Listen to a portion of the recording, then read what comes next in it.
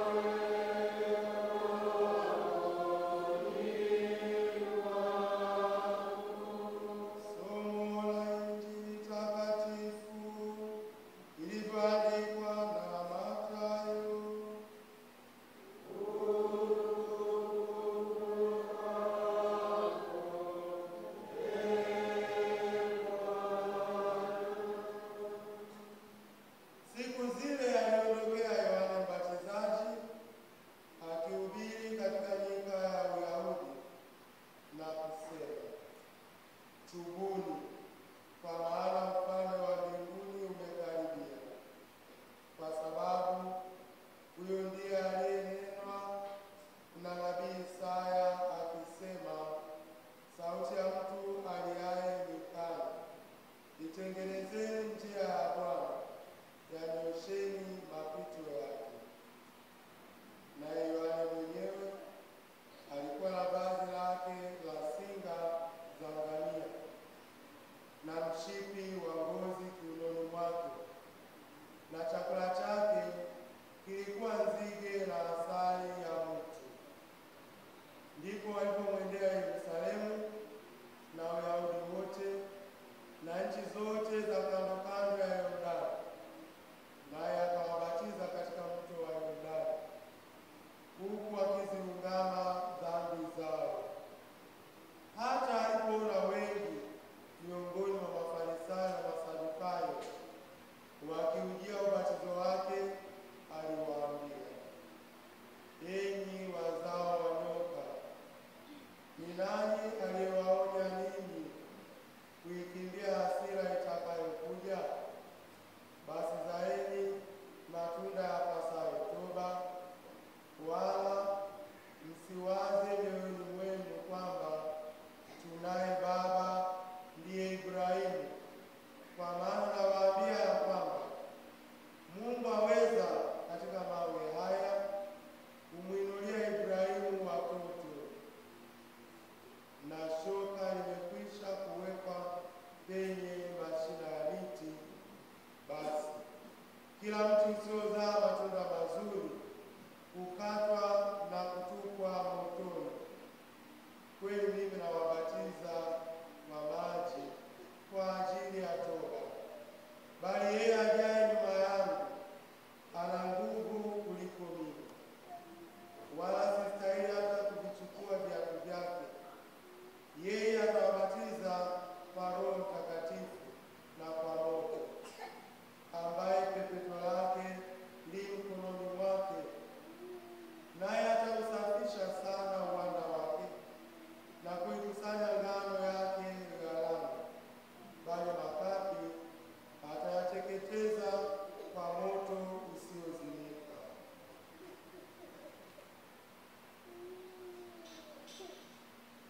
Neno la Bwana.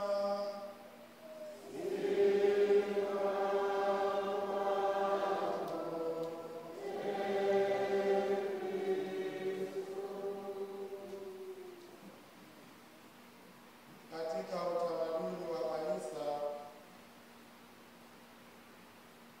wa kuwasha mshumaa kipindi hiki cha Majilio, mshumaa wa kwanza wa mjuani uliwashwa Dominika iliyopita, Dominika ya kwanza, na mshumaa ule uliwasha ni kama ishara ya matumaini, na tulisema kwamba unaitwa mshumaa wa kinabii kwa sababu tunawakumbuka manabii, na hasa miongoni mwao nabii Isaya ambaye alitabiri kuzaliwa kwa Kristo.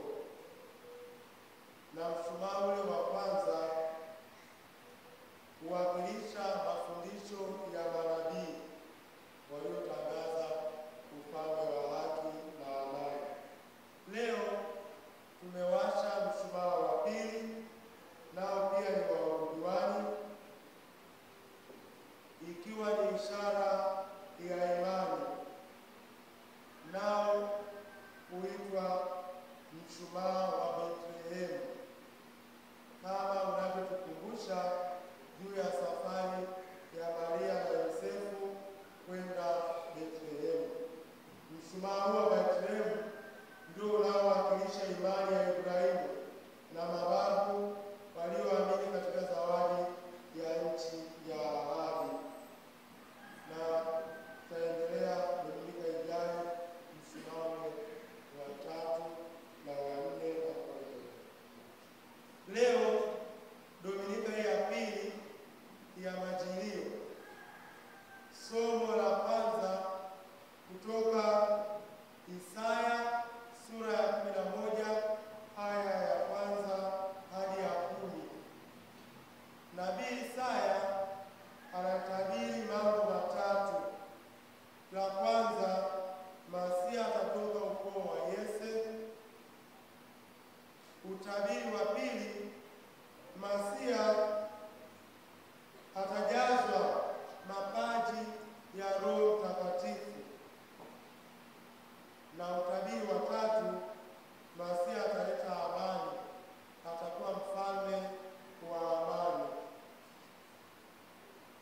mfalme wa amani, kwa sababu Bwana atakaa juu yake, kadiri ya maelezo ya utabiri wa nabii Isaya. Roho akishashuka juu yake, kazi yake itakuwa kuzalisha upya ubinadamu wetu katika huyo Roho. Kwa tutazalishwa upya ubinadamu wetu, ndio kazi ya Roho Mtakatifu. Na kwa nini azalishe upya? Kwa sababu tunakumbuka dhambi ile ya Adamu, dhambi ya wazazi wetu wa kwanza, dhambi ambayo ilionyesha udhaifu katika sisi binadamu, dhambi ambayo ilitia doa na dosari katika uumbaji.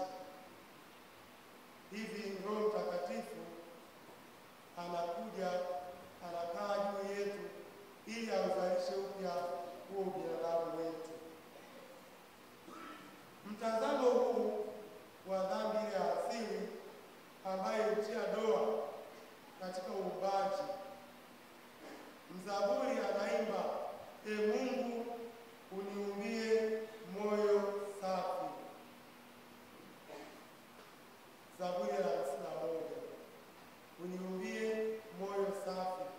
Tunapaswa kuumbika tena, kwa sababu tuondoke katika anguko lile la dhambi ya asili. E Mungu, niumbie moyo safi, uweke ndani yangu roho mpya na thabiti.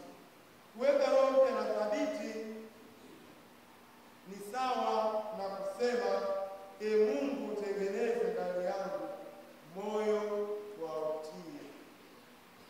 Dhambi ya kwanza ilikuwa ni kukosa utii,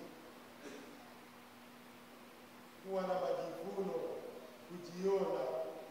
Ndivyo mzaburi wa Zaburi ya 51 anavyoimba. Kumbe Mungu anataka unyofu wa ndani. Na Zaburi hii ya 51 huwa tunaimba kwamba Mungu hakatai wala kudharau moyo mnyofu na mtiifu. Hicho ndicho tunachokiomba kwa Mungu katika kipindi hiki cha Majilio, na hasa tunapotafakari ujio wa pili wa Bwana wetu Yesu Kristo atakapokuja kwa hukumu wazima na wafu. Nafasi yangu ni ipi? Mimi nitakaa wapi? Na kuja kwa mara ya pili kunaanza pale mtu anapoaga dunia, tayari anakutana na hukumu. Mimi nafasi yangu ni ipi baada ya kuhitimisha maisha haya? Kwa sababu hatutaweza kuepuka hukumu, ipo. Ndipo tunashirikishwa kwamba tunapaswa tuumbike upya, tumruhusu Roho Mtakatifu azalishe upya binadamu ndani yetu, ili tuwe na moyo wa utii, tuwe na moyo mnyofu na mtiifu. Katika somo la pili, Paulo anawaandikia Warumi, na anapowaandikia waraka huu, Paulo anawakumbusha, na leo anatukumbusha sisi kwamba japo tuna tofauti, kama tu walivyokuwa wale Warumi ambao aliwaandikia waraka huu, kutokana na mienendo yao mibaya, vivyo hivyo na sisi hatuko mbali. Sisi ni tofauti, lakini kinachotuunganisha ni vile tulivyohubiriwa maandiko matakatifu. Kinachotuunganisha ni maadhimisho yetu. Kinachotuunganisha ni Ekaristi Takatifu, chakula cha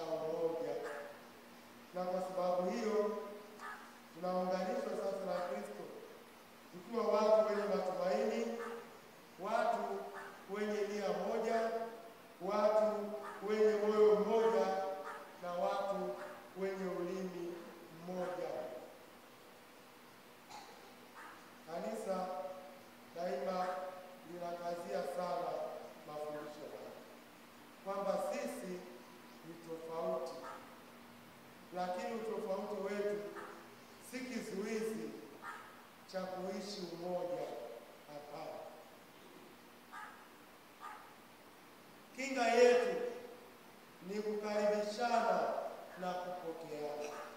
Kila mmoja amkaribishe mwenzake na kila mmoja ampokee mwenzake. Lakini kwa hakika tofauti haiwezi kuwa kizuizi cha sisi kuwa pamoja. Hivyo tufike mahali using'ang'anie mambo yasiyofaa, using'ang'anie mifumo isiyofaa, ukajiona kwamba wewe ni bora kuliko wengine. Hapana. Mungu aliyetuumba anajua sisi tu tofauti. Ameweka neno lake kati yetu, ameweka maadhimisho yake kati yetu, ameweka Ekaristi Takatifu kati yetu, ili tuweze kukaa pamoja, tuweze kuongea na tufikie mwafaka. Ndipo Paulo anavyoambia Warumi, haiwezi kuwa sababu ya utengano hizo tofauti zetu. Hapana, kwa sababu Kristo anachukuana pamoja nasi. Tuendelee kuwa na matumaini, tuendelee kuwa na nia moja na moyo mmoja, ulimi mmoja, tukaribishane na tupokeane. Ndilo fundisho la Paulo. Na kama tujifunze kupokeana na kuwa wamoja, basi tumeshakaa kando. Atakapokuja kwa hukumu kuwazima na watu, mimi nitashika nafasi ipi? Swali la msingi tujiulize daima katika maisha yetu, ili kuishi maisha yanayompendeza. Na juma hili hapa parokiani kwetu, juma maalum kwa ajili ya vyama vya kitume. Jana tulipotafakari wakati wa adhimisho la misa, tulitafakari kwamba vyama hivi vya kitume tulivyo navyo, lengo lake ni hili: wakishaelewa, wakishakuwa wafuasi wazuri wa Kristo kadiri ya misingi ya vyama vyao, basi waweze kuwakaribisha wengine. Hiyo ndio kukaribishana. Waweze kuwapokea wengine, kupokeana, kukaa nao pamoja, kujadiliana, kufundishana misingi ya kanisa kadiri ya msingi wa chama chao, ili kanisa hili liweze kudumu nao wapate ukomavu katika hiyo imani. Vyama vya kitume si kwa ajili ya kushikilia kwamba ni sisi tu na kuwatenga wengine, kwamba ni mimi tunajua. Hapana, tunakuwa wengi, tunaweka maadhimisho yetu mbele yetu, tunaweka mafundisho ya kanisa mbele yetu, tunaanza kujadili ili tufikie mwafaka, tuweze kusonga mbele. Tulihamasisha watu wajiunge. Kujiunga huko usiwe sababu ya utengano, usiwe sababu ya umoja wetu.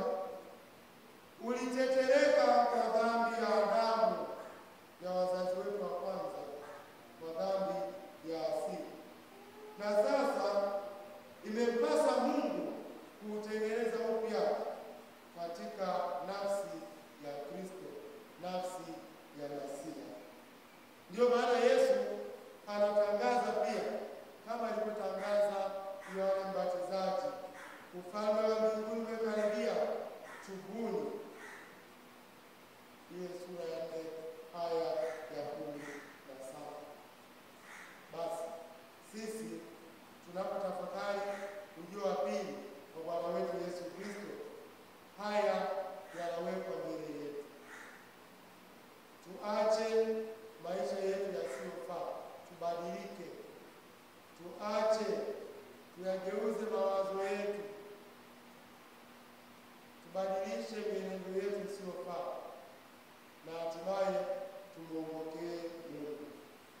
Tunapata matumaini kwamba hatujapotea, bado tunayo fursa ya kufanya hayo mabadiliko, na ndio maana tunasema kwamba tubadili mwenendo. Mwenendo ni tofauti na tabia. Mwenendo ni kitu ambacho cha muda tu, kinaweza kukabadilika, lakini tabia ni kitu ambacho kimeshashika mizizi. Namna ya kubadili ni vigumu. Kama mtu anayeanza kuiba, ataanza siku ya kwanza, anaweza kukaa tena miezi hivi, siku nyingine apata shida kwenye nikaibe tena, lakini bado ana uwezo wa kubadilika. Ameshaanza mwenendo mbaya wa wizi, lakini ana uwezo wa kubadilika. Ni tofauti na tabia, kama nimeiba, sasa nimezoea, siwezi kuacha tena, na niko tayari kuishi hivyo mpaka siku ya kufa, sirudi nyuma tena. Tabia ni kitu ambacho ni vigumu sana kubadili, kwa sababu kimeshashika mizizi, lakini mwenendo ni kitu chepesi. Na ndio matumaini na yapata sehemu ya kwanza ya kipindi cha Majilio, tunapotafakari ujio wa pili wa Bwana wetu Yesu Kristo atakapokuja kwa hukumu wazima na wafu.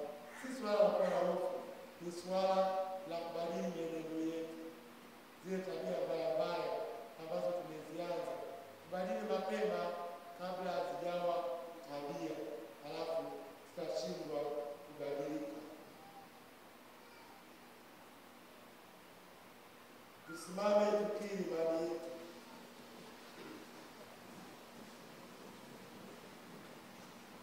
Nasadiki kwa Mungu mmoja,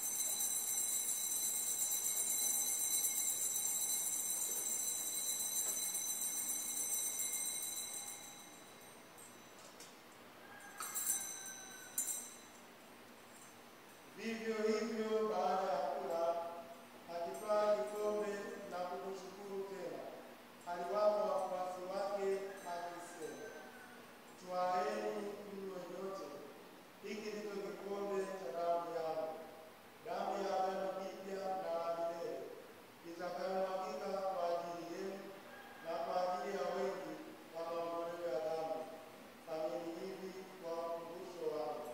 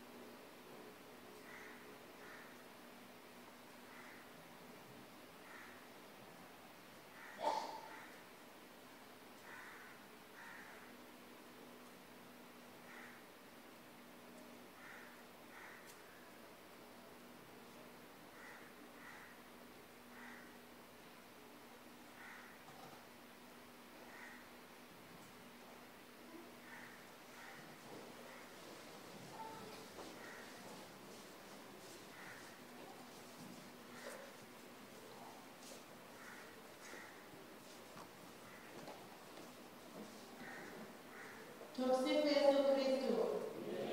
Matangazo ya leo. Leo ni Dominika ya pili ya Majilio. Dominika ijayo ni Dominika ya tatu ya Majilio. Matoleo ya Dominika iliyopita ilikuwa kama ifuatavyo. Sadaka parokiani na Kigamboni ilikuwa $1,962,000.